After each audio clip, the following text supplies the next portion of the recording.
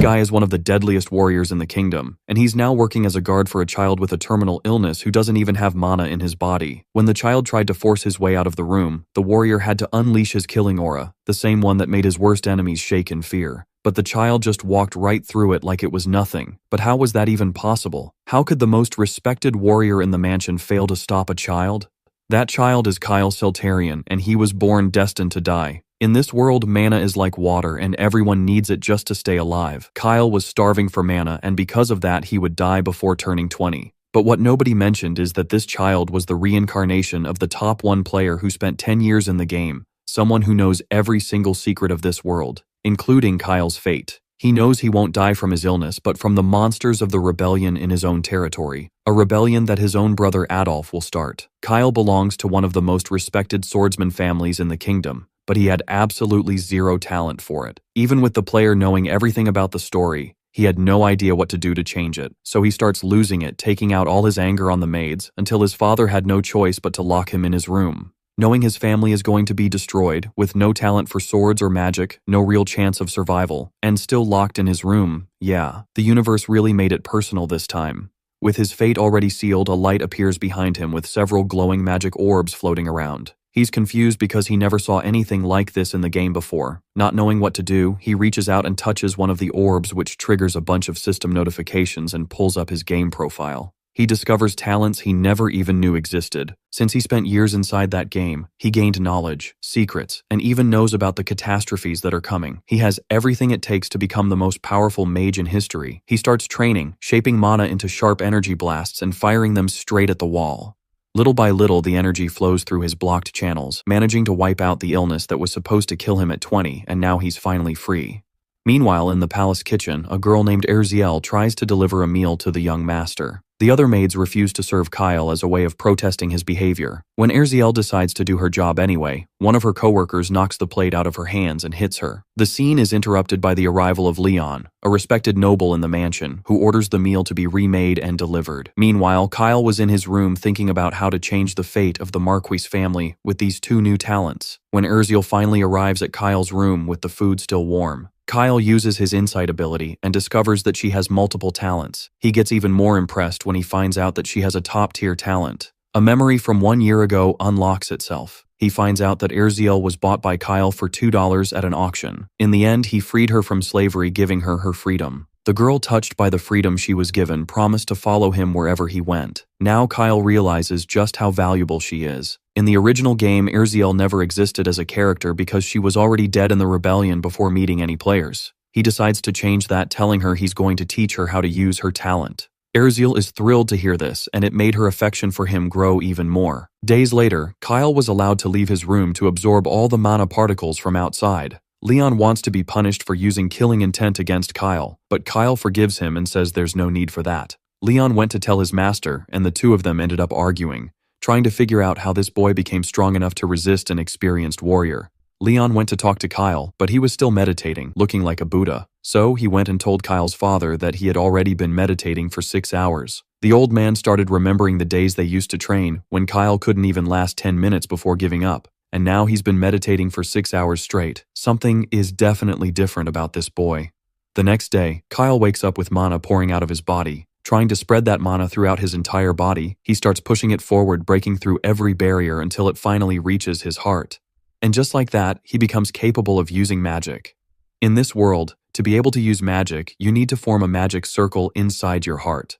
With the goal of learning how to use magic, he heads to his family's library. The woman in charge of the place is completely shocked because she has never seen him there before. She starts asking what happened, but Kyle was already tearing through every shelf, ripping books open one by one, looking for something about how to form a magic circle. After spending some time wrecking the library, when he finally finds an introductory book on magic, reading it, he realizes the language is completely different from anything he knows. A system notification pops up informing him that his spirit vision ability has been activated. With this ability, he managed to translate the book into a language he can actually understand. With the translation complete, he finally gets to learn magic. Because of that, there's no need to stay there any longer than necessary. In seconds, the boy tears through the books and asks for even more beginner titles. Being clever, he decides to rent them all and take them to his room in the palace. This is the last batch of requests, and it fills the whole room with papers. It's so weird that the blonde guy asks if everything's okay, because he's never seen the kid read before. The redhead gets really worried. It was way too many requests at once, and she's scared something tragic is about to happen. After all, the boy used to hate reading, and suddenly he's showing an interest she's never seen. When he sees the boy studying basic magic principles, the warrior remembers his mana illness. The boy, being sharp, guesses what the man's about to say and comments that magic is hard to learn. But he's right, and everyone in that house must think what the kid's doing now is super bizarre. Since he's the family's infamous kid, it wouldn't surprise anyone if he acted weird once in a while. But he remembers what he said before. He doesn't want to die young, and he has to try things. He has to try everything. Motivated, he says he'll do whatever he can to solve this cursed condition. So his plan is to lie down for a bit and read as much as he can while he rests. The young lord the warrior remembers is completely different now. He remembers a time when the boy was crying after fencing class. He said his father told him he didn't need someone weak like him. Back then, he was just a weak, whiny kid who couldn't handle any problems. Suddenly, the MC notices his friend got a new status, favorite. Apparently they're getting a lot closer now, and the guard stays outside so he won't get in the way. Things are changing between them, and maybe it's because he started studying. Maybe devouring a ton of books at once counts as persistence in this world. Now that the guard is gone, the boy is finally alone with his mountain of books. Now he can actually start reading for real using his insight magic. Like magic, all the books start getting decoded at the same time, insanely fast. The speed of his skill is crazy. It's 12 times faster than reading normally. On top of that, the hard parts are being saved into their own separate folder. Over time, the principles of forming circles get digitized and stored in the database. His understanding grows as the books get decoded little by little. Now, using the decoded data, his plan is to create a magic circle. With the basics down, he finally meets the minimum requirements to form one. Guiding his mana along that golden path, he manages to create what he wants. Focusing as hard as he can, he uses all his blue power to move the magic in his chest. The process is painful and brutal, like his heart is about to burn. Even so, he has to hold on until the end. Otherwise, the mana will surge back into his body in a horrible way and damage his organs. The magic starts getting out of control, blasting books all over the room while he hangs on just a little longer. After a ton of effort, he finally manages to form his first mana circle, weakening the blocked mana channels. Now his mana isn't stuck inside his body anymore. It's flowing out, stronger than ever. He's thrilled he hit his goal and can use magic however he wants. Then he realizes it's already morning, and he spent the entire night doing this without even noticing. He barely has time to think his friend is going to be mad about it before he passes out. The next morning, the girl brings the boy his breakfast and finds him unconscious on the floor. She's totally shocked and tries to wake him up, while also trying to make sense of the mess with all the books. In just one night, the MC used up all the mana he'd been building up for days to form that circle. And from now on, a brand new in his life as a mage has finally begun. Chapter 7. In the kitchen, the maid is happily cooking up a delicious meal. She did it because last time she got praised for it, and it made her master happy. This time, the other girls want to be the ones to deliver the dish to the Lord. Then they suddenly change their tune and say the boy is their responsibility, and that they need to go back to the original agreement now that the master's personality is way better. The girl says if there are any complaints about the work, they can take it up with the MC. Ignoring all of them, she walks off, leaving them with nothing to say. Before she leaves, the jealous one snaps back, basically saying she's nobody important. Back in bed, the boy enjoys his meal of seasoned meats. The recipe's been tweaked since last time to make it even tastier day by day. Since he's been training hard every day, he's also learned some other recipes from the head chef. On top of that, the boy wants to know how things are going with spirit magic. To start, he needs the intro book for that style of magic. And the girl is really smart. She's already read half the material without any magical help. From what he's read so far, it looks like she comes from a hard-working family and learns steadily over time.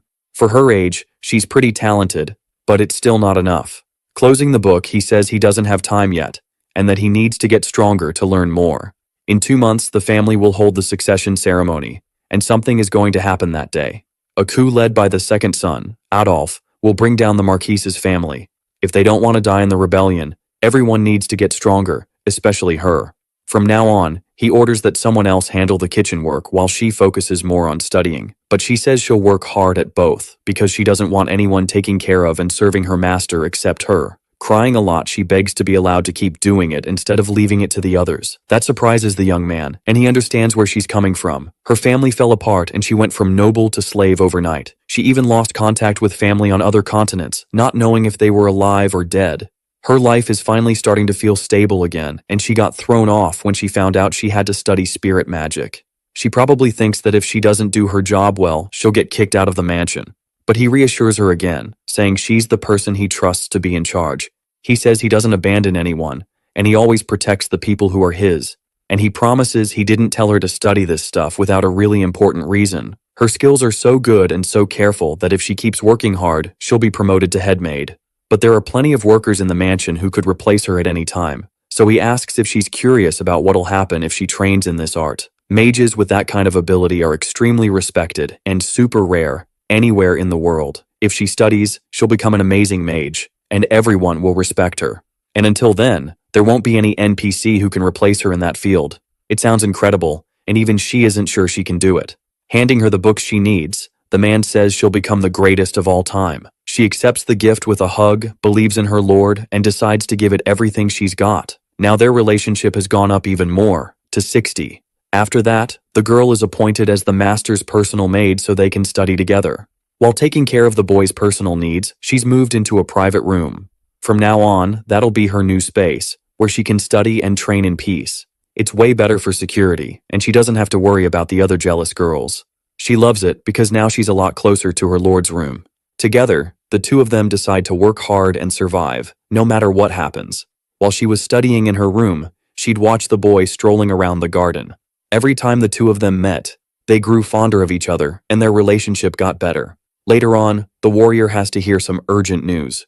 Turns out it's about the great Lord Adolf, who found out his younger brother has changed. He's gotten way stronger lately and has been training every single day. On top of focusing on magical studies, his personality has improved a lot too, and he's not annoying anymore. Realizing his brother has finally matured, he figures he should drop by for a little visit as the older brother. Chapter 8. The boy's morning walks always include a moment to see his friend. This time he's planning to go somewhere out of sight. He says it's all to carry out a magic experiment. They head to a spot outside the kingdom's territory, hidden by thick trees. While he trains, his friend has to make sure nobody comes close, so their secret doesn't get out.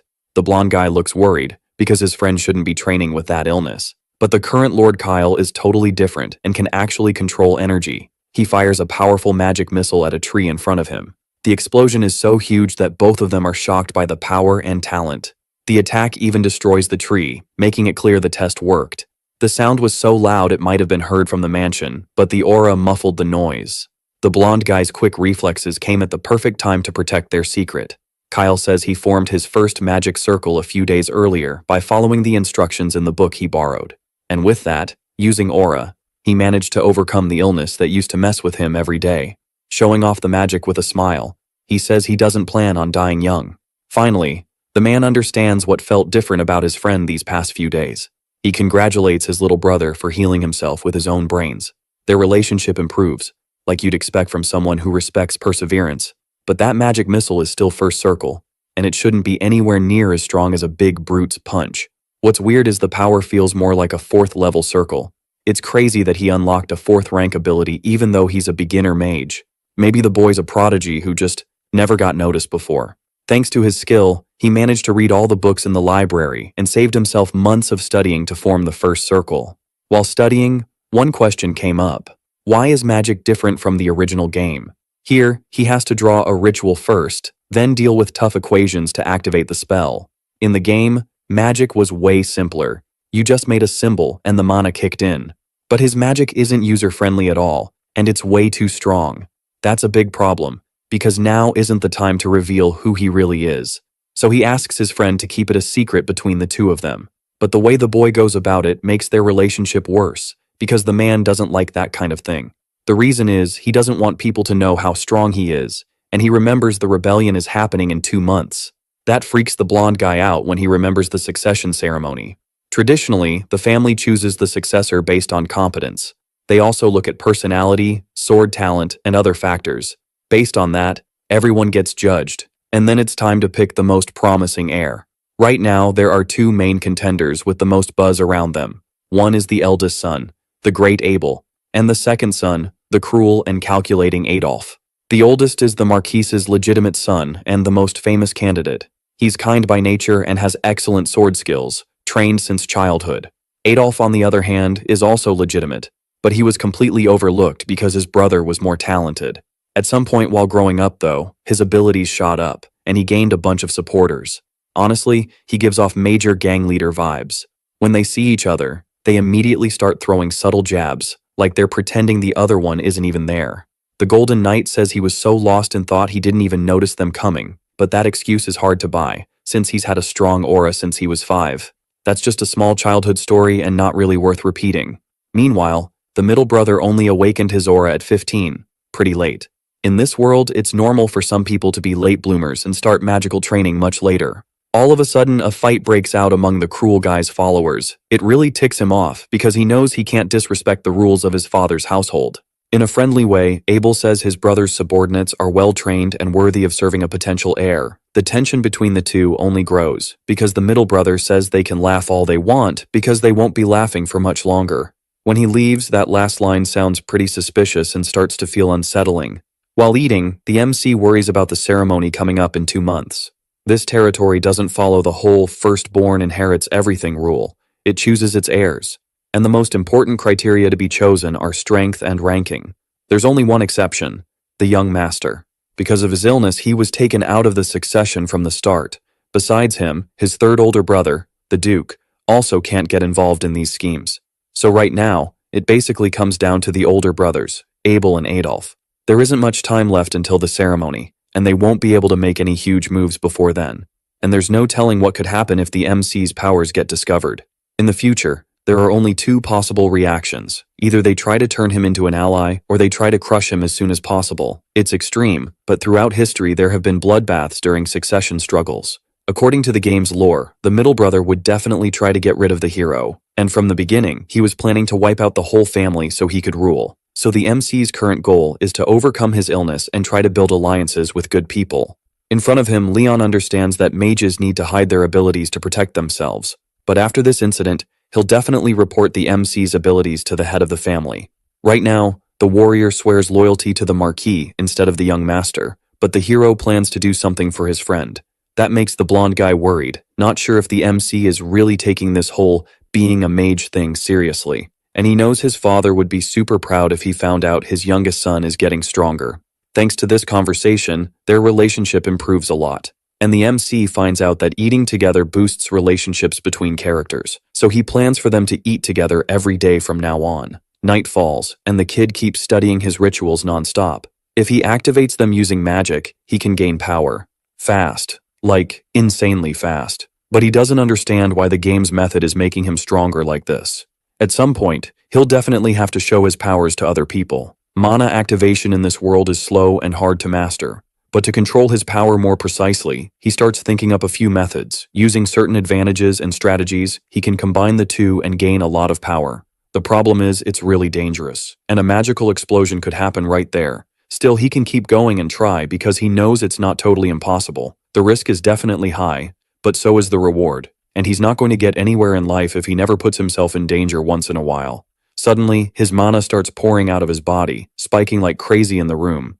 Things get pretty dangerous, and he gets a bunch of explosion warnings. Even so, he sticks to the plan and starts analyzing and activating the sequences, managing to combine the pathways to deal serious damage. Inside his room, he creates a brand new kind of magic, something totally new and really powerful. This time, he manages to combine the activation and create a magic missile. Now that the foundation of the process is ready, he wants to try to get even more power. But then the danger becomes real, and the explosions draw attention. At that moment, a maid passes by, worried and wanting to check if her master is okay. Luckily, the boy is fine, but the room now has a hole in the wall. A smarter plan would definitely be doing this kind of experiment outside the house. Maybe that's why the notifications keep popping up, and he needs to set up a workshop to train. Just then, the warrior shows up, startled by the noise. In the kitchen, the soup tastes kind of off.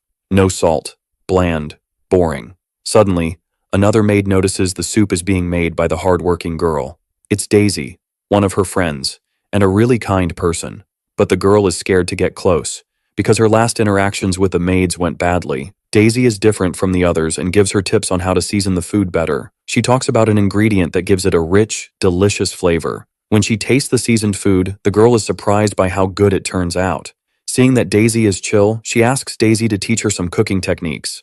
Luckily, her friend is happy to have that little learning moment together. The two of them go together to deliver the food, and they end up talking about the Lord. On the way, Daisy admits she got worried when she heard he wanted a maid just for himself. Luckily, the MC has been acting way more honorable lately and isn't a bad person. While he's studying, he finds out Daisy asked about how he was doing. Like they agreed, Aziel doesn't say anything about his friend's current condition. Daisy gets praised for doing a good job and for making the right call. He thought the impatient ones would have already made a move, but the rope is longer than it looks. Being impatient is exactly what you'd expect from the middle brother. It's obvious he's rushing things so he can pull off his evil plans. In his office, the Marquis completely loses it when he finds out his son got over the illness. There's Leon, reporting that the boy has been studying magic. He even managed to reach the first circle, even without any talent. That leaves the head of the family stunned, not believing how this miracle happened. After all, he remembers the MC being in terrible health and basically living depressed. Because of that, the two of them fought a lot and argued like they were enemies. In a really awful moment, the boy hears his own father say he never wanted a son like that, someone who only caused trouble. You can tell the man clearly regrets saying stuff like that in the heat of the moment. To overcome that illness, you'd need some crazy, abnormal talent for magic. And that kind of thing only shows up when you're 5 years old. Maybe this is the only known case of someone managing it at 13. And there's no doubt Kyle got past his issues, since he can even manipulate magic. That's definitely an incredible miracle. And the kid probably still holds a grudge against his father. But the warrior says there's no grudge. Actually, it's the opposite. The boy even said he wanted to talk to the head of the family in person, because he's basically stuck inside the house and wants the Marquis's permission to go out. And he insists his father knows he wants to meet one-on-one. From that, the man concludes there can't be any resentment between them right now. That cheers up the devastated father who can finally meet his son. Right then, the boy shows up dressed up nicely to meet the Marquis. Chapter 11. He's the head of the respected family of swordsmen that's protected the border from monsters for generations. One of only 5 swordmasters on the entire continent. And last, and most important, the protagonist's father. Getting close to him makes the boy's hands start shaking for no obvious reason. But his body still remembers the resentment and fear he used to feel. He remembers the time they trained with swords and he got scolded and argued with over and over. Being so weak he couldn't even lift the wooden sword. It was too heavy. That was a disappointment for a swordsman family that had never had a kid that weak. For a long time he felt useless, since he couldn't use swords and thought he'd be abandoned. All those feelings hit the protagonist hard, because he remembers everything all at once. That memory belongs to the original owner of this body, the prince. But since their souls got tangled together, the feelings got connected too. Luckily, the person in control now isn't the coward he used to be. Because besides being the boy, he's also Lee, an adult in real life. His job is to prove Kyle Seltarian deserves respect. The two of them finally meet, and this weird silence settles in. Apparently, the hero had something he wanted to say to his father in that meeting. The rules were clear. He couldn't leave his room without permission. Since he'd been studying lately, he was allowed to go to the library, but he couldn't cause trouble. The hero doesn't trust his father at all, considering all the problems that happened before. Even so, his father is one of the most powerful men on the continent, and a scary opponent. Things are rough, and the only option is to deal with it through a straight-up negotiation. In the past, he would have lost his temper and snapped back, but now he seems a lot more mature. He's already caused his father enough trouble, and his past is weighing on him. So he's thinking seriously, and now he has a chance to change. After so many years of fighting, the boy finally apologizes for how he acted. On top of that, the clever kid also wants to make a deal with the Marquis. Everyone already knows the former sickly kid managed to overcome the illness that was destroying him. That's a huge miracle. Hard to believe even in a fantasy world like this. The protagonist's power is unusual, and he mixes different circles. He creates a fireball to prove he's a first circle mage. Even after hearing the warrior's story, the father still didn't believe it. But the moment he sees it with his own eyes, everything changes. He's gotten so strong he can actually feel mana running through his veins, growing more and more.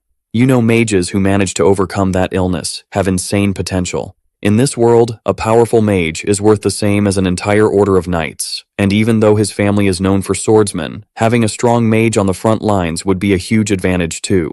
If the family backs this plan, everyone can benefit from those abilities, An army that combines elite swordsmen with exceptional mages would be stronger than anything else on the continent.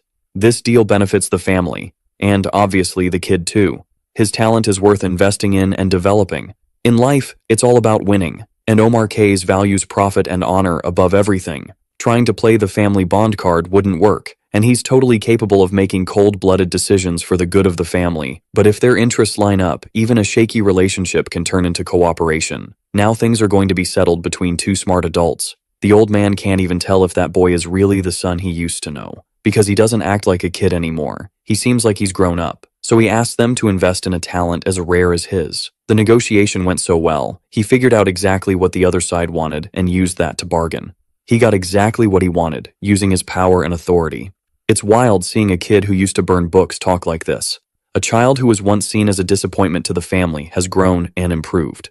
Now that he's considered valuable, they'll provide funding, along with magic stones for his studies. But seriously, he needs to prove himself and not let his father down. A few days pass, and his friends come to his room. Everything's way more luxurious now, and there's a personal workshop for mages. The inside has been reinforced with a magical barrier in the walls. On top of that, the place is stocked with all kinds of tools, potions, and artifacts.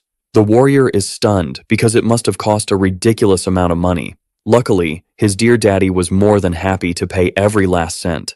It's unexpected that grumpy man got won over by his own son's charm. Urziel is surprised too, because it's hard to use spirit magic freely inside the room. That's why her friend set up a separate space for it. The place was fitted with anti-vibration devices so she can practice freely. And she's allowed to use the workshop whenever she wants to study, because the protagonist wants her to become his right-hand person in the future, not just as a maid, but as an unprecedented spirit mage.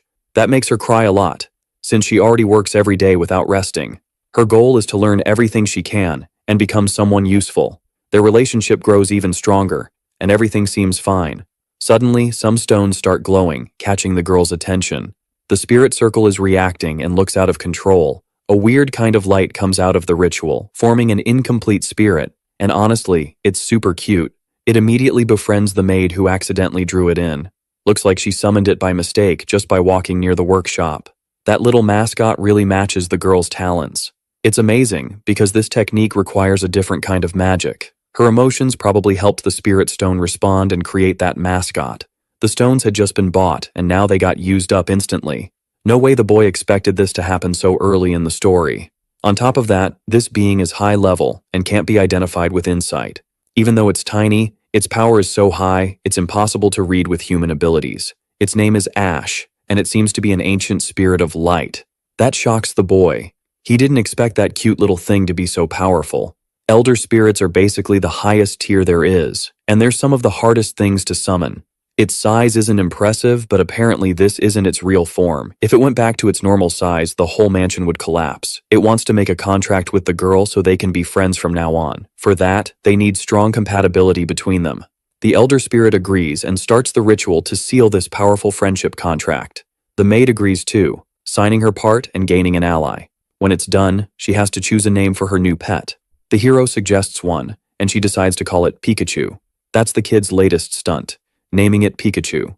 From now on, that'll be his name, and she's really happy to have him as a friend. The talent development project is going really well and actually working. A few days go by, and the mansion wakes up to a new morning once again. The warrior admits he hasn't been paying much attention to his protege, the way an older brother should. Then it's revealed that standing in front of him is Adolf, someone he hasn't seen in a long time. Chapter 13. The two brothers are having a meeting, with the maid serving them. The gang leader recognizes the girl. She's the same one who was sold as a slave at the market a long time ago. He compliments her, saying she's pretty, and thinks it's funny that she ended up as a maid. In a gross way, he asks for her to be sent to his house. He's definitely there because he heard the news about the cured illness, and he starts the conversation off on the wrong foot. But the hero doesn't want to leave her there and asks if someone else can be chosen instead. To get out of the situation easily, he needs to act in a totally different way. In the end, though, it's just provocation. The man wouldn't actually take someone else's maid home. Still, the boy realizes he'll have to give in for now because he can't afford to ruin the relationship yet. The kid really has improved, but he still seems like a lost cause since he's way too interested in young women. So the gang leader's plan is to corrupt him and drag him into the darkness. His body has recovered a lot, and he doesn't have problems in day-to-day life anymore. He was cured and keeps getting better every day. Even so, he's not 100% yet, since it was a really old illness and hard to fix all at once. At that moment, the MC shows a spell he created, stronger than the original. That catches the schemer's interest, since he likes the idea of creating new magic. Even without being at his peak, he's still growing fast, even though he's only a first circle student. The Lord's behavior has changed drastically, and his skills keep improving day by day. The news the maid brought sounded exaggerated, but for a 13-year-old, it's not really something to worry about. It would be way more useful to pressure him and use him in other ways before getting rid of him. Straight up, he asks his little brother if he wants to join his side in the competition. That surprises even the MC, who didn't expect to get a choice like that.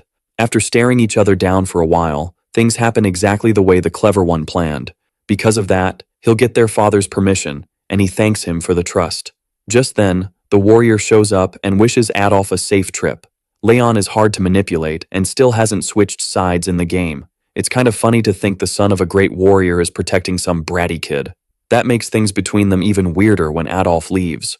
Finally, the MC goes into the room after the brothers' argument ends. He explains he'll probably deal with Viscount Jerome, one of the closest allies of the 5th Legion. His friend is shocked to hear this would be his first loyalty mission. He doesn't want to let him go alone and offers to join the subjugation team too. But that's part of a strategy to earn the crime boss's trust, and he can't bring his father's allies.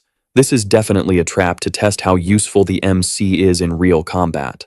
Luckily, from now on, he can protect himself using the magic he created. Even so, he decides he won't use his full magical potential. Then he asks about a settlement in the forest, far away. To the south of the territory, there's a monster colony. Regularly, the Marquis sends soldiers to subdue those enemies. This time, Lord Kyle looks like a full-on mage, ready to head out on the mission. Finally, a man gets off a horse, Viscount Jerome. He's an ally of the crime boss, and will be on the same team as the protagonist for this mission. Since it's his first real fight, he needs to be really careful and be protected when necessary. Their relationship is pretty bad, and the guy is clearly only doing this as a favor.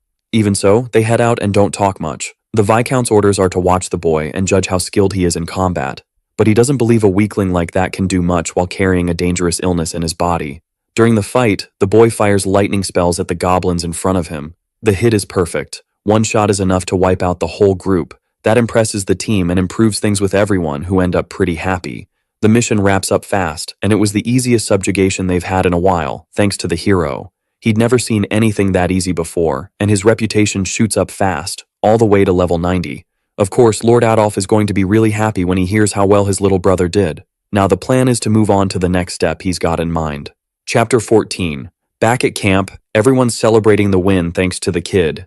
All innocently, he says he doesn't deserve the praise because he didn't do anything that impressive. The soldiers admit they had the young master all wrong and start complimenting his skills. And on top of being good in a fight, he didn't complain about the camp food either. He seems way more mature than his age. Thinking about how his brother used to take on dangerous missions like this, he realizes he can't act like a spoiled brat when it's his turn. The men are shocked to see the kid admires the crime boss that much. The plan is going exactly as expected. The soldiers like the protagonist now, and they're ready to talk him up. While everyone else sleeps, the adventurer decides to take a walk not too far from camp. Since he's just a kid, nobody suspects a thing, and everyone buys the innocent act. After today's victory, the knights are completely wiped out and crash in their beds. Only a few guards are left, and they're exhausted too, barely even paying attention. Now he's going to try to take out a few ogres and grind as much XP as possible, like he used to. From his pocket, he pulls out a perfume that can attract those giants from up to 10 kilometers away.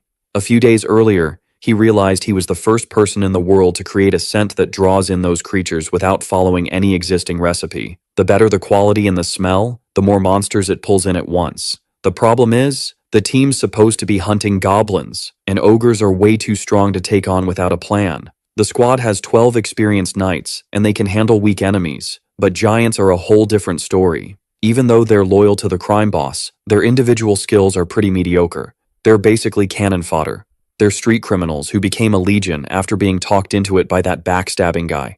The brainwashing was so intense it turned them into fanatics, and his influence spread easily because of it. These people obey blindly, and with every move their master makes, a tragedy could happen. So the protagonist plans to weaken the 5th Legion as much as possible before Succession Day. To start, he's going to force those 12 fighters to battle a powerful ogre to the bitter end. and he plans to be the only one left alive after this deadly fight, once he activates the scent. It doesn't take long for a two-headed creature to show up, drawn in by the perfume spreading through the surrounding forest. The warriors, already tired, get caught off guard by the giant, which takes out their companions with ease. One of the men, really brave, begs them not to run yet. Sadly, his end is brutal, and it quickly becomes obvious that running is the best option. He was one of the strongest soldiers on the team. Now only the mid-tier guys are left, and they can't do much.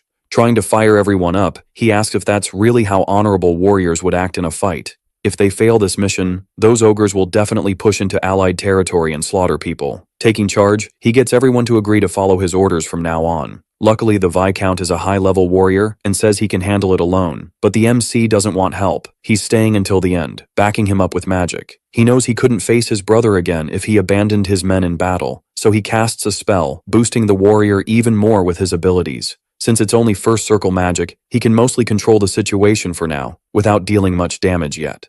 Still, he'll face the fight head-on, without backing off out of fear. The Viscount knows Kyle is an essential tool for the army and already trusts him a lot. Activating his sword's powerful skill, he gets ready to cut down any ogre that comes close.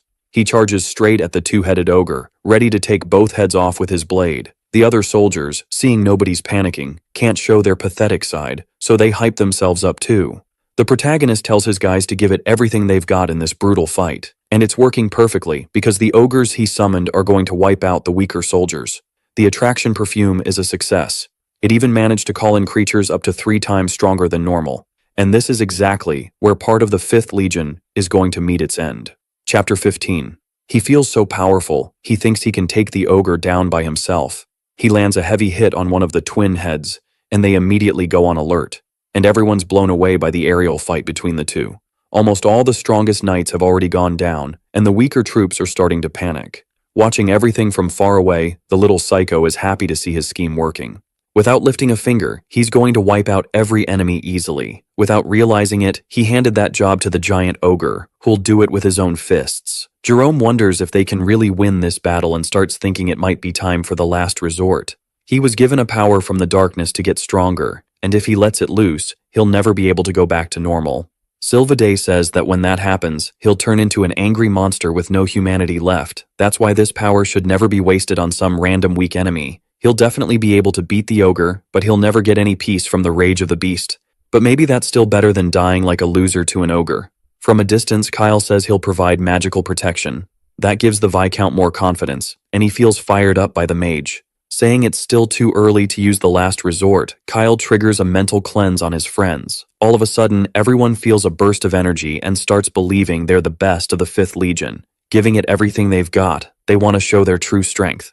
While they fight, the MC watches everything from far away, paying close attention. In just a few seconds, they all start dropping, getting taken out by the big beast. The priority was to eliminate the 12 knights, and now only Jerome is left. Their sacrifice won't be for nothing, and he asks for one more support spell to finish the mutant once and for all. Moving the pieces like pawns, he channels even more mana to wrap up the plan, and he activates a kind of power that starts wrapping around him in purple shapes. Pinned by the claws, all he can do is stare straight ahead and face his opponent. The ogre is right in front of him, and its eyes shine with happiness. Using just one hand, it's going to finish the man once and for all, brutally. In front of all the soldiers, their leader gets crushed and is gone for good. That throws everyone into chaos because they all think they're about to die. Fire starts surrounding the beast's body, and it screams in pain. Then, right in front of everyone, it collapses to the ground, already dead. Ending the fight, the young master climbs on top of the enemy. From inside it, he pulls out a high-value crystal, and now it's time to pull a pretty shady move. He starts lying, saying that thanks to the Viscount, he brought the enemy down. This victory belongs to the 12 brave warriors and to everyone who fought for their own lives. So they start praising the Lord who won on the battlefield. The results of this subjugation were a success, and the two-headed mutant was eliminated. On top of that, they also took out dozens of goblins, which was the original goal. Unfortunately, they took heavy losses during the battle. Hearing the news, the evil blonde guy can't believe it and asks if it's true. They explain that Jerome ended up dying in a brutal fight against a mutant in the forest. The blow was so fast he didn't even have time to use the power of darkness. Losing that man is a huge hit to the squad. Never mind all the dead soldiers. There's nothing else to do, and they want to somehow recover that ogre from the camp. Only then does he say he's relieved to see his brother made it back safely. After all, defeating an enemy that strong was the young man's big achievement. Because of that, their father will be informed, and everyone will get the honors they deserve. The mask the MC wears, the innocent brother act, starts slipping for Adolfo, who walks away angry and suspicious. But for now, it looks like the brother is still being fooled pretty easily. The MC got his brother's recognition and took down the 5th Legion. It was a master play, and he jokes that maybe it counts as killing 3 birds with 1 stone. A mutant is no big deal, since the warrior could take one down alone, without help. And joking around, he says he only meant to look weak at the start. Looks like he really wants to get closer to his evil brother's side without telling Abel anything. This is all part of the plan, and in the future he'll be acknowledged and they'll come looking for him. A few days later, a meeting happens in the family's conference room. At that meeting, they'll review the expedition results and decide how to split the loot. Also, the young man's contributions will be discussed for the first time in that inner circle, and if anyone has any objections, they can speak freely. One of the barons thinks this is over the top since back in the day the kid was just some weak nobody. Awkwardly, he says he likes the boy, but he's not sure if he should say what he really thinks. Turns out the kid's still just a first circle mage, basically a beginner. Even so, the baron thinks most of his achievements are being exaggerated just because he took part and came back alive. And he wraps it up by saying it's hard to believe the MC suddenly matured overnight. He reminds everyone of all the trouble the kids caused before. In the past, Kyle could only smile while people talked trash about him right to his face. Clearly, the barons never had to face a real wolf before making a judgment like that. When they get to the hall, the MC says it's not as easy as it looks, and you have to see it with your own eyes. Defending his brother, Abel says even strong knights would struggle to take down a 2-headed creature. Some people clap back, saying it only happened because the knights gave their lives to protect the kid. Still, the finishing blow was Kyle's, something confirmed by the witnesses who survived. Unlike before, the boys focused on studying magic now, and the baron should put his personal issues aside. Angry, Adolfo tells the man to stop trying to ruin everything. Still backing up his brother, he threatens him and says not to cross the line. All of a sudden, everyone seems eager to defend the kid now that he's starting to show real value. At that moment, the evil brother agrees Kyle's reward should include a huge amount of money. After all, the warriors saw the kid's brutal fight and have no doubts about what he did. Because of that, he's granted his freedom and he can finally access the main residence and go outside. But the mutant loot will still be handed out based on contributions, and the boy won't get any of it. By the end of the meeting, the MC doesn't get why he's not receiving anything after everything he did. So he goes to ask his father why this is happening since he didn't cause any trouble at all. But the old man's sharp. He knows the kid kept the ogre's heart as his reward. Not knowing what to say, the MC thanks him for at least being allowed to leave the house. Just then, the gang boss shows up wanting to talk to the boy. He says he kept his end of the deal and told the father about the kid's accomplishments, and he asks that, in the future, the boy remembers how much he cares. From a distance, Abel thinks it's been a while since he paid attention to his little brother, and he hopes to talk to him sometime. Problem is, that time has already come, and he says it's some unknown ability not even their father understands. That leaves the MC confused about why he's suddenly spilling secrets out of nowhere. A little earlier, after the conference ended, Abel shows up to praise his little brother. He says the kid handled the battle really well, and that now he's a respected mage in the family. Then he asks if the boy has time later so they can eat together. He explains he wants to have a small get-together to hear the details of what happened during the forest expedition. But the boy suspects the warrior has some hidden reason for asking about his achievements. And right away, he starts revealing secrets even their father didn't know, for no obvious reason. It's pretty clear he wants to recruit the MC to take down the forces Adolf created before it's too late. The MC has to choose his words carefully and asks why he knows that secret. He says he's scared of what could happen once something that big gets exposed. Like you'd expect from an older brother, he clearly wants something from the kid in return. But being blunt, the little one says he's not really on the middle brother's side. Still, that doesn't mean he plans to join the good guys either. Time passes, and we see Adolf going all out with his dark powers. He finally finds out his older brother went to have a little chat with Kyle too. That pisses off the crime boss, because he spotted the kid's talent first and doesn't want to lose that edge. And if the MC switches sides, Adolf would rather poison him than let him become an enemy. Apparently, that's why the maid is in the mansion, in case stuff like that happens. Back to the family talk, Abel wants to know why the youngest has been acting the way he has. Honestly, the MC says the older brother is really kind, which leaves him embarrassed. When he activates his ability, he can't see much about the character since the level is too high. The only bad thing is their relationship is neutral, with no favor points at all. He keeps acting weird in front of the good blonde guy, who doesn't even know how to react. And the other one apologizes. Even though he was the older brother, he never really had time to look after the little one before. Still, the MC forgives him, since he used to act like a total jerk, and that's why nobody liked him. Abel laughs, because the kid is genuinely really good at making smart jokes. He regrets not having bonded with his clever brother before losing him to Adolf, and he says he can offer everything the other side is promising, and on even better terms. He doesn't want to give up on this deal and asks if there's still room to rethink it. That worries the kid, who asks if he'll get taken out if he joins the enemy side. After all, Adolf is different, and he's cruel even to his own family. If he becomes a traitor, they'll definitely use whatever method it takes to get him out of the way. Even though he's a prodigy mage, he still doesn't have enough strength to protect himself day to day. This is the first time someone in the family has given Abel such a deep read on the crime boss. What's funny is the man doesn't disagree with the assessment. He even goes quiet. And that takes them back to the start of the conversation, when the MC says his useless skill is having really good intuition. Since he was little, he's always gotten a bad feeling right before something awful was about to happen. And whenever he listened to that gut feeling, he managed to stay out of dangerous situations. With the ceremony getting closer every day, those feelings are getting stronger, especially around the evil brother. That skill feels like some kind of future sight, like the MC's intuition. And after ending up in the boy's body, he definitely developed a talent he didn't have before. Because of that, other NPCs are going through system changes that never used to happen.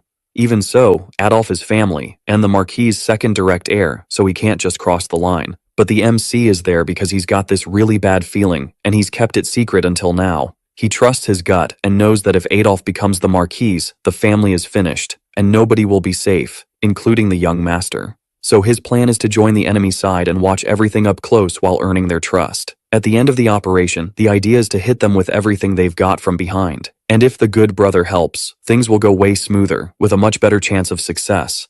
As the older brother, Abel can't turn down such a solid proposal from his brother, and says he'll help him. But first, the MC wants a small favor to kick off the missions. Chapter 18. A few days ago, they found a bag of platinum coins, basically months' worth of pay. The blonde guy wonders where all that money suddenly came from. But actually, the MC got it thanks to Abel, who lent him some cash. On top of being hot, he's loaded, and he bankrolls the mission the moment he hears the plan.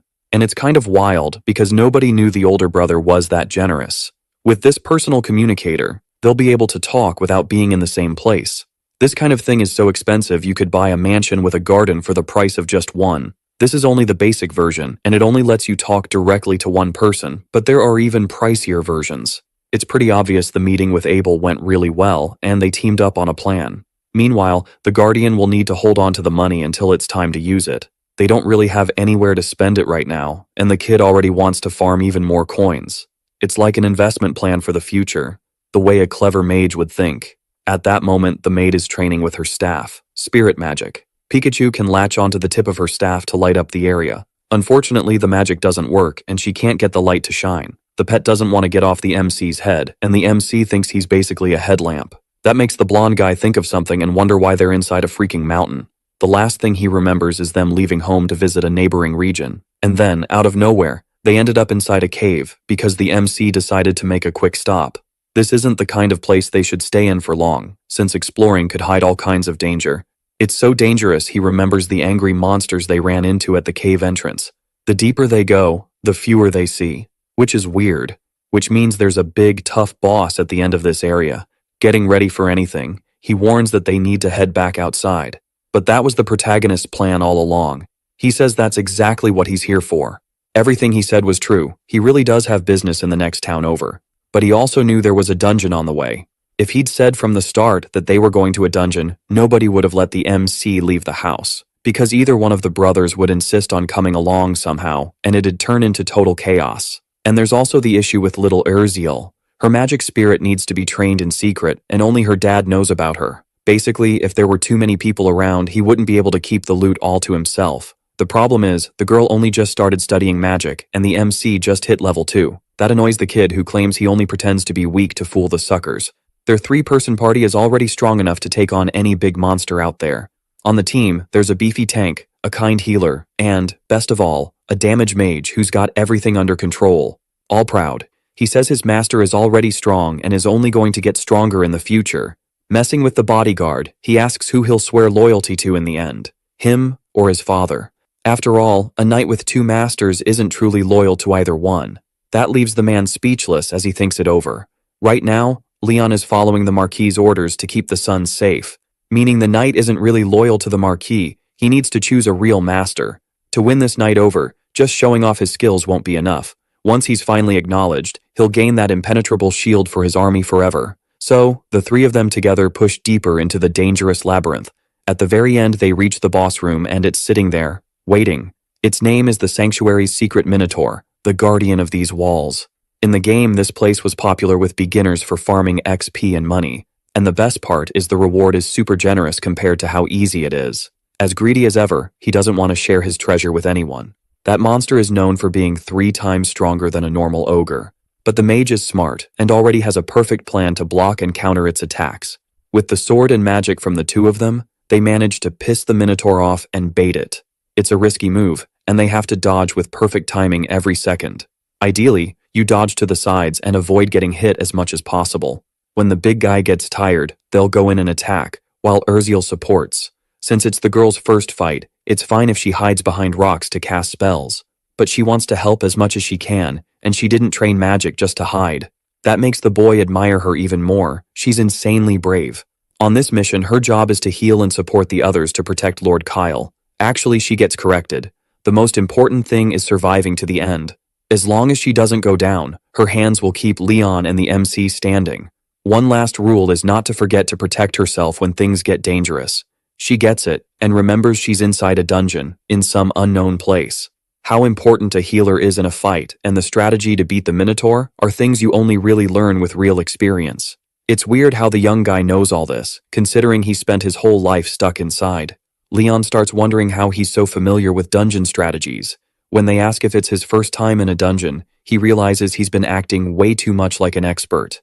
So he lies, saying he picked up some basic tips during the goblin hunt, when he fought the ogre. But that excuse doesn't really work because not even the soldiers knew how to deal with a simple ogre. So the warrior concludes that Kid isn't the real Lord Kyle, the one he's served for so long. He orders them to capture him because there's no way that child could suddenly act so mature. Clearly, the boy is possessed by an evil spirit and needs to be burned. Unfortunately, that would be game over for the protagonist. But that's all in his head, and it can't happen. He changes the story and lies that he read about minotaurs in a book, and also in strategy books. Surprisingly, the blonde guy likes that and is impressed that he studies battle tactics too. He gets so proud he says his friend's progress is incredible. Their relationship improves a lot, and it becomes easy to convince him. Still, he needs to come up with some excuse since he doesn't want to be labeled a magic genius forever. Finally, she manages to make the staff light up like a protective charm. She activates a healing spell and it releases a bunch of spirits into the area. This power boosts your HP and defense,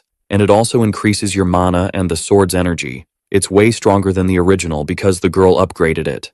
Now the three of them are super fired up to fight, because it's finally time to face the huge Minotaur. The warrior goes in first, sprinting straight at it with his sword. His plan is to clash head-on with the Minotaur to draw its attention and wear it out. He lands a heavy hit right on the beast's head, but that just makes the big monster furious, and it gets up to strike back. With his friend's magic, the warrior's body looks different, stronger. When the Minotaur wakes up, it asks who's messing with its sleep. Then it yells that it won't forgive anyone who tries to reach the treasure. To rub it in even more, someone blasts an ice spell right in its face mid-sentence. Then the kid steps up, saying he's the one who did it. He fires off a bunch of ice shots at the enemy. Taking advantage of the opening, the warrior delivers clean, precise slashes with his blade. He stays locked in and proves he's a knight worthy of the team. Chapter 20.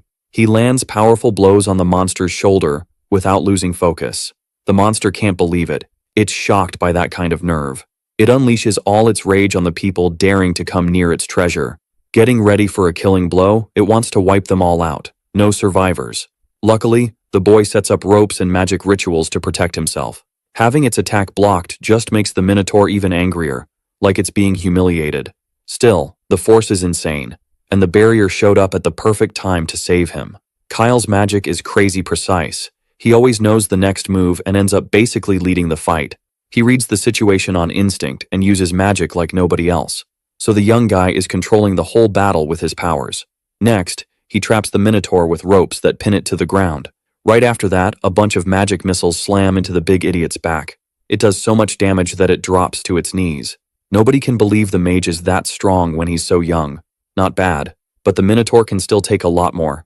Pissed off, it roars that this is the end and activates its strongest move. It starts spinning like a tornado straight at the unprepared trio. At that moment, Leon has to hold the front line while the others move off to the sides. Blessed with magic, he gets even more determined as he runs. He throws his sword with perfect aim, going for the bull's neck. That's enough to pull it, full of rage, right toward the fleeing knight. While all this is happening, the protagonist is counting the seconds in his head. Dodging is the best strategy to tire the big monster out. Once that happens, it'll be the perfect chance to hit back at full power. 5 seconds left, and the beast is already starting to wear out. When the count ends, from sheer exhaustion, it misses by just a few centimeters and almost nails the knight. Right then, all the blessings wear off, leaving the boy totally defenseless. Luckily, the bull stops moving and just freezes there on the ground. It's wild how Kyle calculated everything in his head. He steps in to deliver the finishing blow. By breaking past his skill limits, he brings real magic into the world again. He creates ice spears and hurls them at the enemy. After the fight ends, the girl heals the warrior's wounds. Finally, it's time to grab the valuable treasure from that labyrinth. In front of them is a chest so shiny it looks like it's enchanted. Using his intuition, Kyle sees the jewels and gear inside the reward. The powerful sword is made from solid dinosaur bone artifacts. There's also a beautiful necklace. Something the spirits would definitely love. Each person gets what suits them, and now it's the mage's turn. Inside the treasure, he finds the Staff of Bravery, giving off this classy aura. That's a trick experienced players used when they wanted to run an overpowered mage build. With that choice, he won't have to worry about weapons for a long time. The warrior's sword is also amazing, with magical effects that make the risk worth it. He remembers the loyalty talk he had earlier with his young master. The maid feels really guilty because she thinks she's the only one getting things from Kyle. She wants to be useful without accepting treasure she could never pay back. The warrior agrees those treasures are way too expensive for just anyone to use. But Kyle explains he's not giving them this stuff just as a reward. He's doing it to make them stronger. He says it again. The stronger they are, the better their chances of surviving. He also says there isn't much time, and they need to boost the group's strength with a smart plan. Breaking the family's rules, he doesn't plan to report all those supplies so people won't figure out how strong he's getting. Those two are the only ones he can trust to keep the artifacts safe. He repeats that the only way they'll survive is by getting stronger. Then he asks if the pair, still kind of awkward about it, are really going to accept the gifts. After a successful mission, they come back and decide to head to the neighboring city. Chapter 21. A few days earlier, something happened on the farms around Empalum. The Count freaks out when he hears someone from the Marquise's family suddenly showed up at his castle. As he rushes over, he wants to know who it is, and notices the person is carrying the family's lineage symbol. He knows the succession coming up is basically a storm about to hit. And there's this unspoken rule: don't get involved in another house's business. Before opening the door, he braces himself because he really doesn't want this headache. Acting casual, he asks what brings the Marquise out here to his land. He's shocked to see the visitor is already eating, and it's just a kid. Apologizing for coming in without permission, the boy says it's an honor to meet Frantel. It's a huge slap in the face to the Count's family. Then he realizes Kyle is that son everyone used to hate. At least his reputation as a troublemaker only started changing recently. After getting over his illness, Kyle thought about how he'd been acting and decided to seriously change. He says he's studying magic now and, over time, forming new circles. That's weird because the rumors about the youngest son said he was unbearable. But seeing him in person, the Count realizes those stories were fake, like, completely the opposite of the truth. In his mind, someone must have paid to spread those rumors to smear the family. It's impressive. The first mage born into a famous swordsman family. Sign of a bright future. In the end, the Count gets eager to talk business and gets even more interested. Obviously, the kid didn't come all this way, unannounced, just to say hi. Apologizing, Kyle says he knows his family's situation is touchy because of the succession, and he explains he came to buy grain from the farms and stock up the biggest warehouse in the north. Actually, the Marquis family already has a deal with the Count, and maybe they want to expand it now. He says it's for magical research he can't reveal yet, but it won't be a one-time thing. The town definitely has more than enough product for the next few years, and it's going to make a lot of money off the sales. As payment, Kyle shows a chest full of shiny coins, valuable anywhere. It's pretty strange for a kid his age to have platinum coins just lying around. Still, the Count doesn't see a problem making the deal, and he doesn't even ask what the research is about. Before wrapping up though, he wants to confirm where that money came from, because the source could be sketchy, maybe even stolen. After all, the Marquis is just a kid, and that kind of money doesn't match his age. Luckily, his older, rich brother is funding this whole thing. If he's willing to spend that much, it means the two of them are really close. Abel is the most promising son in the family, calm and classy. Making this deal will also help score some points with the White Knight. Talking prices. Each sack of grain costs 4 silver coins, so they spend a while haggling while the blonde guy stays quiet. After a long back and forth, they settle on 5 coins per sack. The bodyguard feels pretty proud of the kid's negotiating skills, especially for his age. It turns out the protagonist learned all that from watching online bargaining sites in the real world. Part of the plan for going to Impellum was to make money, and buying grain might be part of that. The idea is to buy as much as possible while it's cheap and sell once demand goes up. But his state already has enough food for a whole year, so it might not be that profitable. With future knowledge, he's getting ready just in case something happens in the next few months. A massive famine is coming, according to the game's story, right after the succession happens. That'll mess up trade and make grain prices shoot up. Even with all that money, people won't be able to buy food, and nobody's going to care if you're old or young. Unfortunately, he can't tell his friend without giving away that he knows the future. So far, everything the kid's been doing has worked out really well. So the blonde guy thinks that this time, it's probably a good idea too. Getting their relationship up to 50, something that's never happened before. It's super rewarding for the boy to see that progress, since they started out in the negatives. A maid shows up saying the Count wants to talk before dinner, and that he really shouldn't forget. When he gets to the sitting room, he's told the man wants to introduce him to someone. Standing in front of him is Frontel's daughter, with purple hair. She's really pretty, and her name is Iris Neron. All of this is a huge surprise to the young guy. He wasn't expecting a meeting like this. As he walks up, the girl says it's a pleasure to meet him for the first time and introduces herself. In the game, she's super strong and beautiful and really popular, especially early on, when she becomes a really useful powerhouse. The only problem is her arrogant personality. She can't stand weak people. She says she won't accept anything less than diamonds for a date. She has the greedy personality trait. Because of that trait, a bunch of players went broke trying to raise their relationship with her. As power creep hit the game, S ranks became common, and she, who was supposed to be valuable as an A rank, ended up becoming useless and got tossed aside. Since her difficult personality doesn't exactly make anyone want to deal with all that. It's also weird that the Count suddenly introduced his daughter to him out of nowhere. All sly about it, he says they're about the same age and should get along great. Iris is studying magic too, just like the protagonist.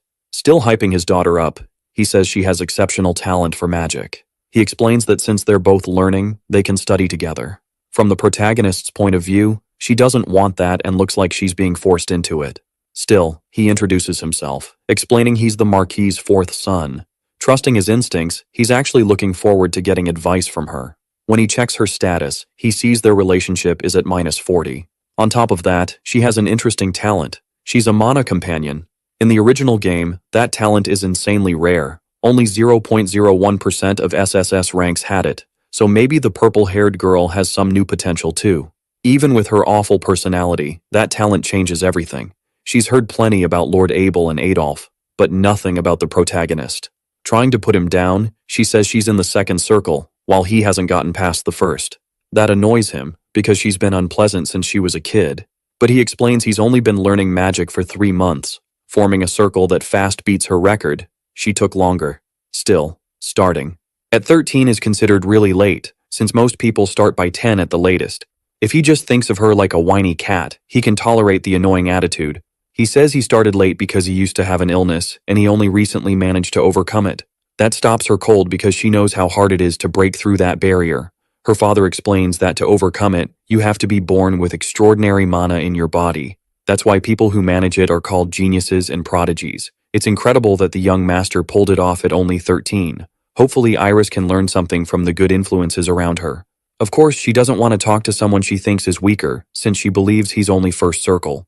That personality is going to cause a lot of problems and needs to be fixed, ASAP. And that's how Recruitment Project 3 begins. You can't judge people by how they look, and he's going to prove he's not weak. She freaks out when she sees the boy get way too close to her face in a weird way.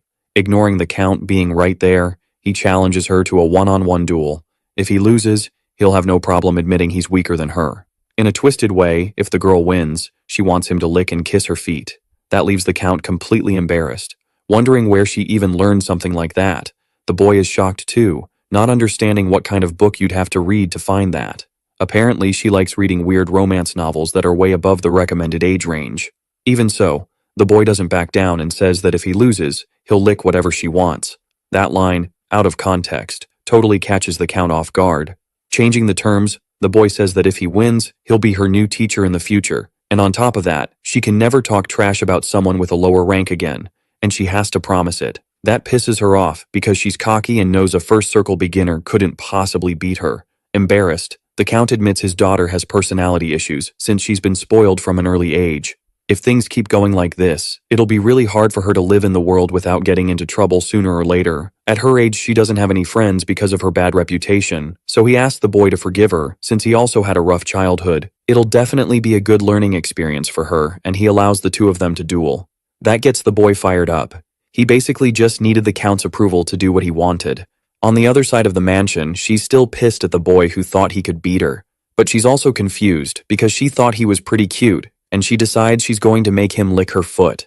The Count definitely has another reason for introducing his daughter to the MC, even though she's only 11. She's already at the right age to start getting marriage proposals. Maybe the guy is thinking about the two of them ending up together someday. In that world, nobles get married earlier than commoners. Feeling grossed out, the MC realizes why the girl was suddenly put into a meeting with him. Annoyed, he says that if that's true, then he needs to crush her even harder in the fight. Thinking it's messed up to marry someone with an unbearable attitude just for status, he decides to go all out and try to fix her awful personality. The maid is sad when she hears about Lord Kyle's marriage proposal with the girl. The next day comes and now it's time for the kids' duel. The opponent has to be defeated using magic, but nobody can get hurt in the process. If it starts looking dangerous, the fight will be stopped immediately. The judge will be the guardian. Since he's a famous, experienced knight, he won't make an unfair call. The battle is announced, and the girl opens right away with her fire wand, shooting flaming arrows at the MC. For an 11-year-old, her casting speed is really fast. Even so, the hero has the advantage and activates his wind power, knocking the arrows off course. Using air to deflect the flames was a really smart move. Irritated, she says not to underestimate her magical power. She's not going to lose. Once again, she throws out a fire spell, this time stronger. Luckily, the MC was ready and creates an energy dome to protect himself. Looking at everything calmly, he admits she's brave and seriously impressive. To counterattack, he starts an energy ritual and asks if she can block it. That shocks the Count, who didn't expect the hero to be able to cast 2 spells at the same time. That kind of technique is super advanced even for experienced mages, let alone someone who's level 1. At the last second, she manages to activate a shield spell that protects her from a hit that would have ended the fight. But her fire attack gets absorbed by the wind. That starts to freak her out, and she has to cast more spells faster. Right then, the hero appears up close, holding his staff in front of her face in an intimidating way. That's basically the end of the fight, proving who the better mage is. The boy is thrilled, while the girl is left speechless by what just happened. She's furious about losing, for the first time to a first circle mage. She yells that it was all luck and that the win doesn't count. Wanting a rematch, she says she wasn't in good shape for a moment. Still, the hero agrees, because he knows the result won't be any different. That just makes the purple-haired girl even angrier, and she says she'll win this time. 5 rounds go by, and every single one is won by Lord Kyle. No matter how many times she tries, the outcome is always the same. So he says to end the fight, since she's probably out of mana by now. She gets so mad that she starts crying in front of everyone. She throws a tantrum because she can't accept losing to someone weaker. Unfortunately, the MC made her cry. Maybe he was too harsh. That night, the Count gives him some new clothes to wear to the banquet. It's good to dress properly, since it's a formal event and everyone will be dressed up. The guy seems friendly, because even with his daughter crying, he still invites the MC to dinner. Ever since Kyle beat Iris, he seems even more determined to bring the families closer, even though the girl is definitely hating the boy even more now. But the blonde guy doesn't notice and thinks, from her expression, that it's something else. He seems really experienced in a lot of areas, but when it comes to romance, he doesn't get it at all. In the end, his maid friend helps him get ready and finishes everything up. He ends up looking super handsome and classy, matching the outfit. When he gets complimented, he gets even more excited to go to the party. People were expecting Kyle to show up, and he thanks them for the invitation. They're happy to meet him, introduce themselves, and say who they are and which families they come from. The problem is the princess is taking forever to arrive to this family gathering. Since he made her cry earlier, the MC thinks she won't want to see him again. Luckily, she finally walks into the room, and she looks gorgeous. Like always, she gets embarrassed when she runs into the MC again. The same happens to him. He has no idea how to act in front of someone that beautiful. It's unexpected, because he thought their friendship had been ruined for good. She already knew the boy was good-looking, but dressed up like that, he looks even better. Now it's time for everyone to sit down and eat the house's delicious food. The MC sits next to Iris, not sure if he should, because of what happened earlier. When he activates his intuition skill, he notices their relationship level went up a bit. He doesn't get how their friendship jumped 30 points when he didn't even do anything. Maybe it happened because of one of her traits, so it's good to be ready next time. Luckily, the meal is way more pleasant than he expected. Even she acts calm in front of the family, without being arrogant. But then there's a moment when she asks her older brother to pass the pepper. Right away, the MC hands her the closest salt shaker he can see.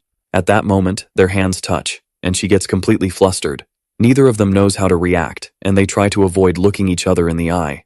Even though their relationship improved, the girl's behavior somehow feels worse. The next day, the MC is surprised by a visitor who shows up in his room. Standing there is Lady Iris, calmly sipping some coffee. She came to hold up her end of the deal, becoming the protagonist's student. She's really curious why the boy's magic is so powerful for someone who's only level 1. His style of magic has never shown up in any book and seems really different from the usual method. So she demands that he tell her everything he knows about this new magic style. But he'll only accept her as his student if she changes her attitude.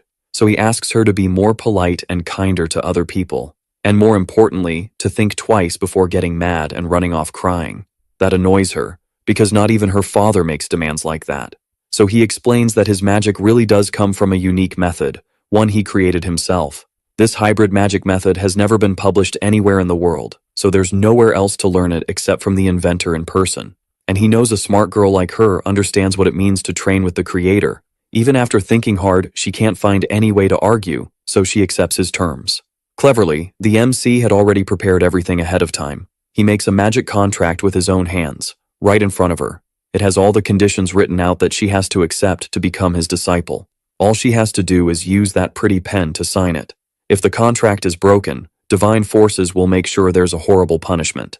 Admitting it, he says he wouldn't have gone through all this trouble. The Count himself is the one who gave the contract to the hero. After the fight the day before, he got eager for their lessons to start. And if Iris doesn't listen to anyone, the magic contract can be used as a rare family treasure. That really ticks off the purple-haired girl, and she can't believe her dad actually said that. Angry, she storms off, saying she's going to confront him and find out the truth. The problem is, if she leaves, their contract will be cancelled. If that happens, the magic won't be taught, and they'll never see each other again. With no time to waste, she has to decide whether she'll accept the terms and get trained, or walk out of the room and never see the MC again. Chapter 25. She needs to decide fast whether she's going to sign the document or not. Out of patience, the boy isn't going to put up with this crying act for long. Even though her potential is high, he considers giving up because of her personality. After all, he needs reliable allies, not someone who needs constant coddling.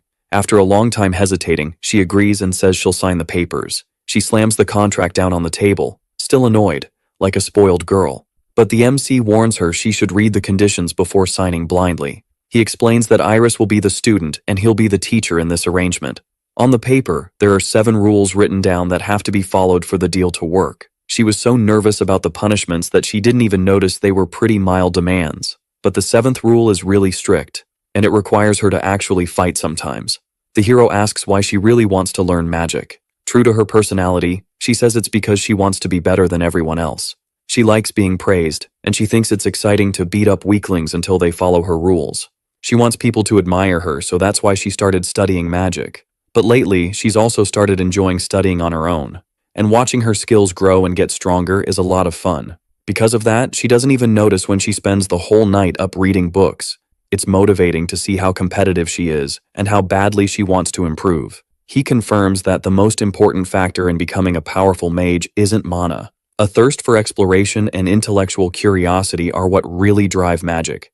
Those are the talents of someone with the mana companion skill. She admits that ever since she started studying, she's wanted to get stronger, and finally she signs the contract, agreeing to become his student. With the paper in hand, the MC says the deal is official. Smiling, he's excited to start working with the girl by his side, and he hopes Iris becomes a reliable companion in the near future. That freaks her out because she takes those words in a romantic way. After the conversation, she runs out of the room, embarrassed about what just happened. The boy really should be more careful with his wording, especially since he's pretty handsome. Hearing that, the maid stays quiet in the background, watching the whole thing. That same night, the MC spits out his water when he hears a question about marriage. Like, is he really going to marry Iris? The one asking is Yerziel, who doesn't show it but seems kind of jealous. He explains he doesn't even want to think about marriage yet, since he's 13. Annoyed, he says everyone in that town is in a rush to get married early. The world is about to end, and there's no time to waste on love and weddings. So the maid understands her master isn't thinking about any of that right now, at least not until he turns 18. Out of nowhere, the girl says her mom used to be really beautiful. So when she grows up and becomes a real young lady, she'll be pretty like her too. When she leaves, the boy ends up alone, embarrassed, not even sure what just happened. The kids in that place are really mature and already worry about marriage stuff. When she grows up, she'll be even prettier than she already is, because even now she's gorgeous. And then he starts thinking a bit more about who Yerziel's mother was, a woman who originally came from a noble family before being sold as a slave. Sadly, her father and brothers have already died, but her mother and sister are missing. The girl is definitely worried, but probably feels too guilty to ask her friend about it. Still, the boy decides that someday he should look into it. A few days pass, and finally it's time to head back home. Iris's family is at the gate, saying goodbye all elegantly. Weirdly, the girl wishes the teacher had stayed a few more days at her house. Luckily, next month he'll be back to teach the magic he promised. Spoiled as always, she says that next time he comes back, she won't even bother opening the door. But as she says it, she collapses to the ground with intense stomach pain. That was one of the master's rules. Think carefully before getting mad. Her father warns her, telling her she needs to calm down until the pain passes. Unfortunately, it doesn't work, and she spends hours in pain because she acted spoiled. From far away, it sounds like music to the boy's ears, since he kind of benefits from the situation. As soon as he gets back from the city, he realizes his older brother came to see him. Nobody mentions the grain stockpiles for the coming Great Famine. Smartly, he trusts his brother's instincts. His brother also bought some with his own money, like around 1,000 times more goods than the boy bought. Even if he loses all that money, he won't worry or blame anyone. Nervous, the hero knows he won't lose any money at all, and that he's actually going to make a huge fortune. At a training ground, the Marquis is sharpening his sword skills. Suddenly, his son shows up with some towels for him to dry off. So the Marquis, curious, asks how the trip went, and it turns out it was pretty comfortable. Turns out the old man had gotten news from the Count and found out his son is going to teach magic. In a way, this experience is going to be really good for the kid, and he should give it his all as a teacher. Still curious, he asks if the Count mentioned anything else. A marriage got brought up, but luckily their family doesn't have that tradition of pushing it that early. Not even the older ones in the family are married, so the youngest doesn't need to worry yet. Since he was sick for so long, he needs to hurry up and make up for lost time. And the father says he'll be the one handling the whole marriage issue. That's a huge relief for the kid, since he won't be held back by annoying stuff like that anymore. Putting his sword away, the Marquis says he never planned to force his son into some political marriage, especially since he himself never officially married the kid's mother. Sadly, he admits she never wanted that. When she was pregnant, she said she was happy with how things were and didn't want anything formal. She didn't want to stress about status, and she was fine just being his woman. Even his friends approved of their relationship. Somehow, she felt guilty and thought the situation was kind of wrong. She said she didn't need a formal title as long as she had her husband and kids to take care of, and that it was the man's job to protect her and any children they had. Because he loves them so much, he promises he'll do that and give them all the love he has. Even if he hasn't done much for his son up to now, he'll support him as best he can. He also promises to back him up in anything he wants from here on out. That shocks the young man, since it's weirdly unexpected to see that grumpy old guy acting like a soft, sentimental dad. On top of that, if the MC marries the powerful daughter of another family, it could cause a huge conflict. The old man values family above everything and wants to avoid problems like that. And for now, it's important to keep up the innocent kid act a little longer. Wrapping up the conversation, he says he needs to get back to studying in the library. The whole scene was super awkward, and the young man doesn't even call him dad. Staring at the pendant, he wonders if the woman still holds some resentment. Walking down the halls, the MC thinks about everything he just heard. He remembers he should have mentioned the loot he got from the dungeon. He told his guardian not to report anything to the Marquis until he had a chance to explain. He never really thought much about it, and now it's time to head to the library, not afraid of the future. Right then, he bumps straight into another noble walking down the corridor. In front of him is the family's third son, Duke. The weird thing is, he looks like he's grown since the last time they talked. Even though he's 2 years younger than the protagonist, his build is way more like a knight's. There are even rumors the kid recently became a low-rank warrior. Duke's surprised because the last thing he heard about his brother was that he couldn't even leave his room. Luckily, that restriction got lifted and his contributions were recognized. But Duke still doesn't trust him and thinks the whole thing is just some kind of scheme. That pisses the protagonist off and kicks off this sort of rivalry. The third brother genuinely hates the MC because his mother died from the stress of giving birth to Kyle. When he walked into the room, the only thing he could see was the woman's body, already frail and completely drained. The only thing Kyle managed to say was that the old lady died before he did. Obviously that made Duke snap. He slammed him into the wall, cursing him out non-stop. Their mom worried about Kyle all day because he couldn't stop causing trouble. He was always picking fights and trying to steal money from the house to go have fun, like some nasty little brat. Saying the MC was the one responsible for their mother's death, the two start arguing about what happened. Kyle defends himself, saying he's basically terminally ill and always gets blamed for everything. Crying, he asks who even brought him into the world with such a weak body. That's enough to set Duke off, and he throws a punch. Kyle hits the floor and stays there, unable to get back up. Leaning in, Duke says he held his anger back while their mother was alive, but not anymore. And he says he wouldn't want a brother like Kyle, not even in another life. All those memories slowly come back to the protagonist.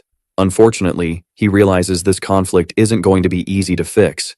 Duke keeps insisting he knows the kid's rotten nature better than anyone, and he orders him to never show up at the main house again, basically ignoring the rules.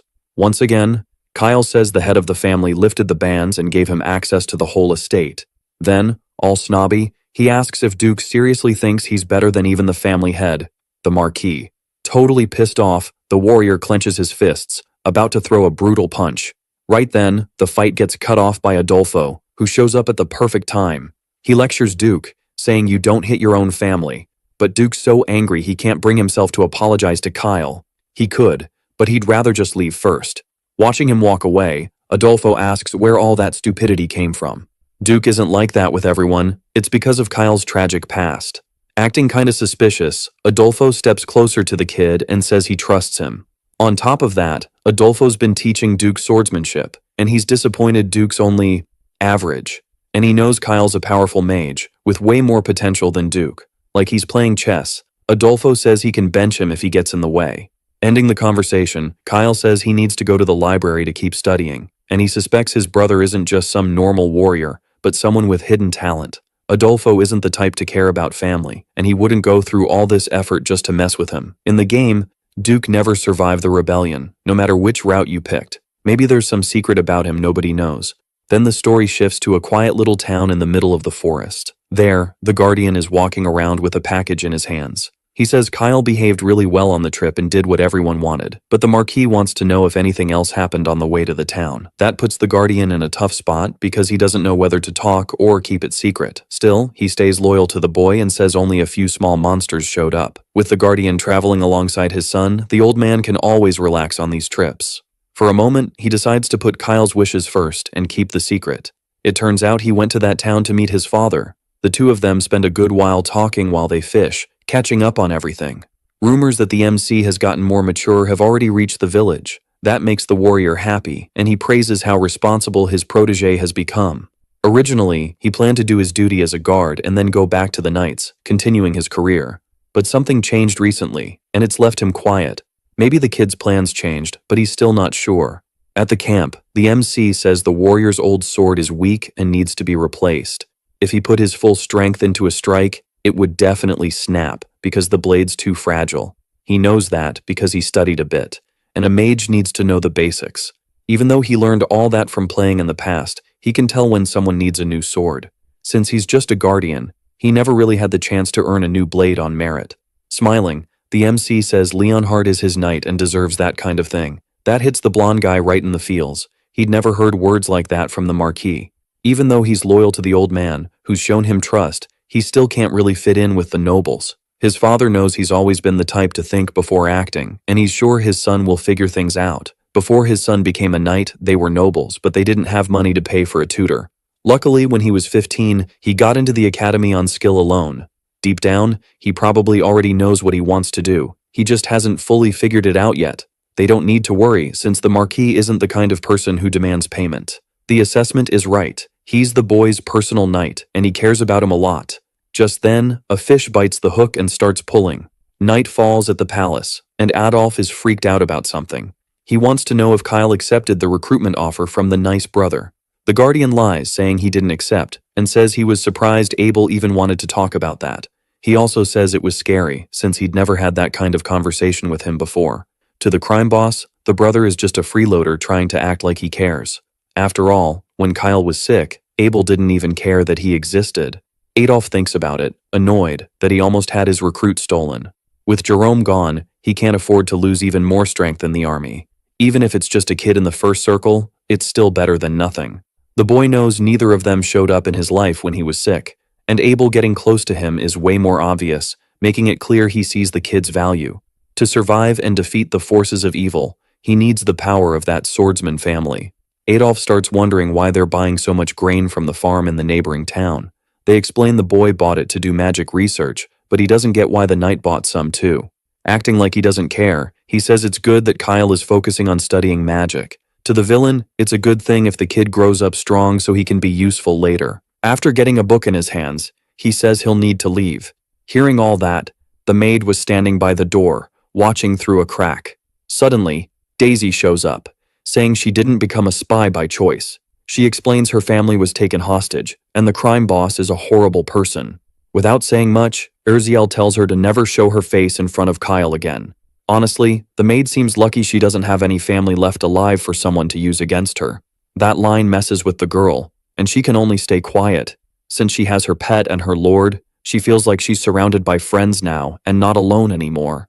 She thinks it would be really hard to ask her master to look for her missing family, and she knows what happens to women sold at the market. If Kyle hadn't saved her, that would have been her. Her main goal is to become powerful to honor the people who saved her.